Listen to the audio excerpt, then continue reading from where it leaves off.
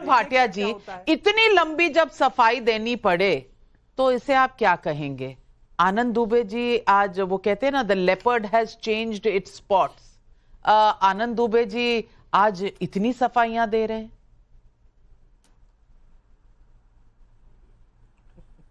A fake circus leopard is trying to change its spot. Circus का एक तेंदुआ अपने जो चिन्ह है उसको बदलने का प्रयास अभी कर रहा है, लेकिन ये तेंदुआ भी नहीं है, ये तो सर्कस का एक तेंदुआ है।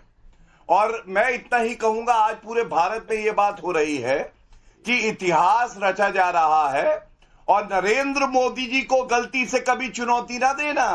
ये नरेंद्र मोदी जी हैं, मोदी है तो मुमकिन है। अनुच्छेद 370 कहते थे हटा के दिखाओ, हटा दिया, रो रहे थे।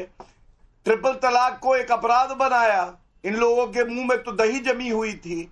मुस्लिम महिलाओं ने कहा हमें हमारा भाई मिल गया। अब वक्फ बोर्ड का संशोधन आया।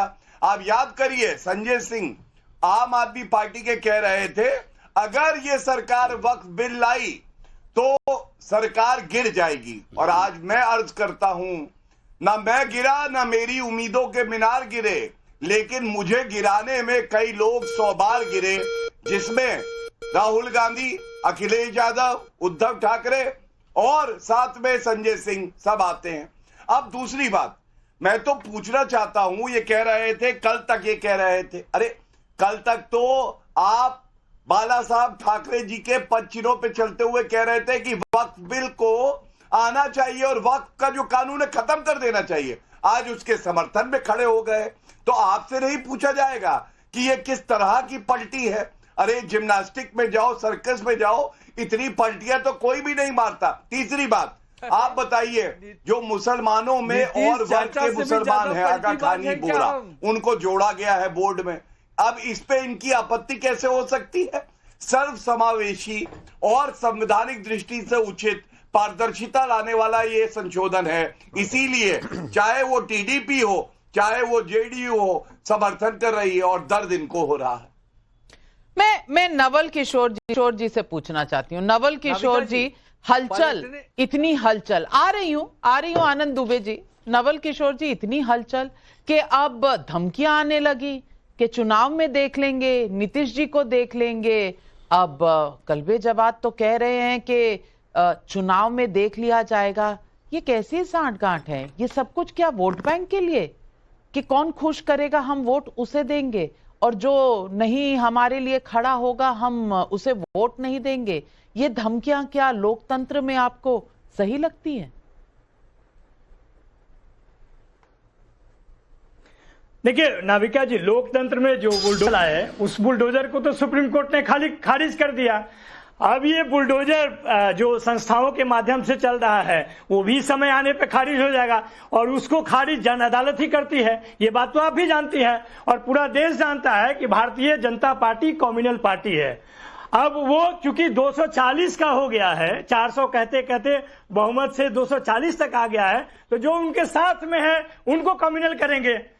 पूरे देश में कम्युनल राजनीति करने के बाद जो उनके संग में है, नीतीश कुमार जी हो, टीडीपी हो, एलजेपी हो, इनके पास ऑप्शन क्या है? अगर ये कम्युनल नहीं होंगे तो उनके साथ नहीं होते अभी तक। अगर कम्युनल है तभी तो उनके साथ हैं, नहीं तो जो सवाल उठा रहे हैं उनके साथ में, वो तो जायज सवाल है। संविधान की जो मूल ढांचा है, पहले संविधान बदलने चले थे, संविधान बोले थे कि 400 आएगा तो संविधान बदल देंगे। जब नहीं आया तो इन कम्युनल साथियों के साथ जो नए नए कम्युनल बन रहे हैं, कन्फर्म हो रहे हैं, पलटू से जो लोग हैं वो आज के डेट में यह कोशिश कर रहे हैं कि संविधान के मूल ढांचा को धीरे धीरे तोड़ा जाए, डाइवर्सिटी को बर्बाद किया जाए, रिलीजियस डाइवर्सिटी को बर्बाद किया जाए। जमीनों से डाइवर्सिटी कैसे बर्बाद हो जाती है भैया? अरे मुझे समझा दीजिए ना नवल जी, जमीनों की मैनेजमेंट से डाइवर्सिटी बर्बाद हो जाती है। जमीनों में तो प्लांट्स उगा करते हैं, अब यहाँ तो इंसानों की बात हो रही है, आप डाइवर्सिटी तक आ गए। अब सादाब शम्स जी, मैं पूछना चाहती हूँ कि क्या सारे मुसलमान इस वक्फ बिल के खिलाफ हैं? क्योंकि मुसलमानों का पूरा ठेका तो कुछ पार्टियों ने ले रखा है। अब ये कह रहे हैं कि वक्फ बिल जो है वो मुसलमानों के खिलाफ है, और अगर कोई वोट नहीं देगा तो ये धमकी भी आ गई है। अब आप मुझे बताइए, ये वक्फ बिल सही है या गलत? नहीं, बात निकलेगी तो फिर दूर तलक जाएगी। लोग बेवजह उदासी का सबब पूछेंगे, और ये भी पूछेंगे कि तुम इतने परेशान क्यों? ये तो अमेंडमेंट होते रहे, ये आखिर ऐसा क्या हो गया इस बार कि जान देने पे उतर आया है विपक्ष?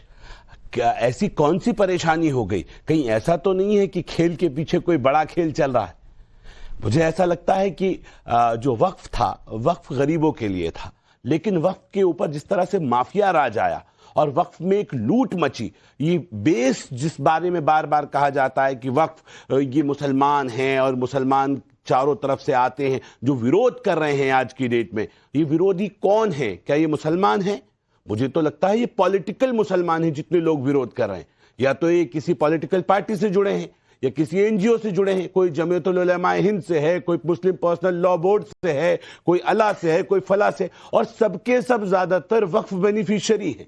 और ये सारे के सारे लोगों को ये डर है कहीं ऐसा ना हो वाकई जो मोदी सरकार कह रही है, जो उम्मीद दिखा रही है गरीब मुसलमानों को, कहीं ऐसा ना हो ये हमसे छीन के सारा माल गरीब मुसलमानों को दे दे। ये दिक्कत आ रही है, इनको डर है, घबराहट है, और इसलिए ये गरीब मुसलमान को डरा रहे हैं। ये कह रहे खा जाएंगे, ऐसे सीए पे हुआ, इन्होंने कहा आपकी नागरिकता चली जाएगी, गई क्या? कहा मोदी आ जाएंगे गुजरात से तो पूरे हिंदुस्तान का गुजरात बना देंगे, तो क्या हुआ? कामयाबी हुई ना।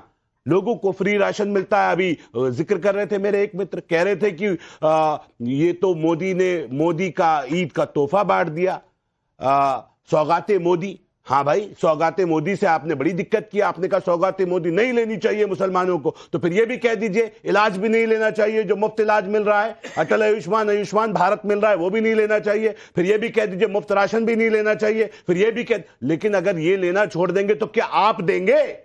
कह दीजिए हम देंगे।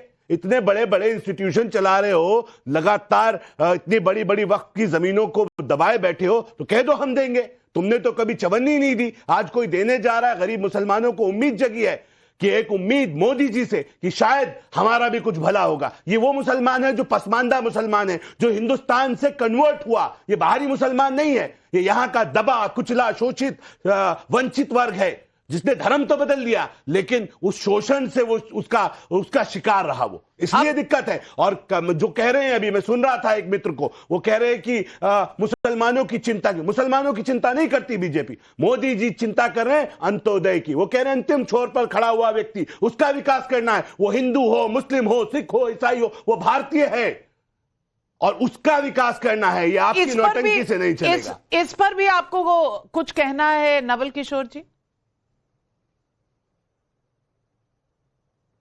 जी बिल्कुल, देखिए जो बात ये कह रहे हैं, ये तो पता चल रहा है कि वो इतना बोलने के लिए मजबूर क्यों है।